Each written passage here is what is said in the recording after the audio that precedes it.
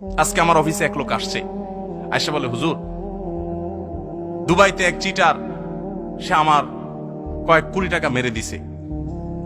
তো আমি তারে খুঁজতে গেছি দুবাইতে, তো সে আমাকে মক্কার মিকাত থেকে ভিডিও কল দিছে, দিয়া তার এহরাম পরা ভিডিও দেখাচ্ছে সে ওমরা করতে গেছে। অর্থাৎ বুঝাইতেছে তুমি আমার দুবাই খুঁজে লাভ নাই, চান্দু আমি মক্কায়। তো সে ভিডিও কল দিয়ে দেখাইতেছে। তো আমার বলতেছে, হুজুর আমার একটু বুঝান, এই লোকটা ওমরা করতে গেছে কি দুঃখে, সে আমার মতো এরকম বহু মানুষের টাকা মেরে নিয়ে গেছে। সে দেখাইতেছে, দেখো তুমি আমার পিছনে লাগিয়ে লাভ না, আমি কিন্তু আল্লাহর ঘরে আছি। আমাদের চিটারি বাটপারি এই লেভেলে চলে গেছে যে হিতাহিত জ্ঞান পর্যন্ত হারিয়ে গেছে। ঘরে ঘরে সততার চর্চা করবে। সততার লাভ কি জানেন? নগদ লাভ হইল মানসিক শান্তি।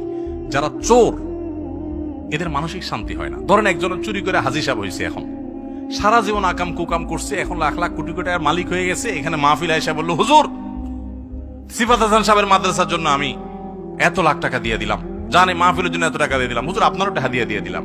আমি খুশির চুটি বললাম, আল্লাহ আপনি হাজি সাহেবরে কবুল করেন, আল্লাহ হাজি সাহেবরে জান্নাতের একেবারে জান্নাত পার করে জাহান্নামে পৌঁছায় দেন।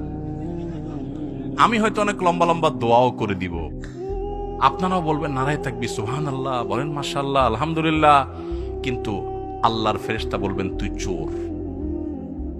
তুমি মানুষের চোখে ধুলো দিতে পারো, বাট তুমি দিন শেষে মানুষের রক্ত চুষে এই টাকা এনে এখানে ঢালছো, এটাতে মানুষকে খুশি করতে পারো, আল্লাহ খুশি হবেন না।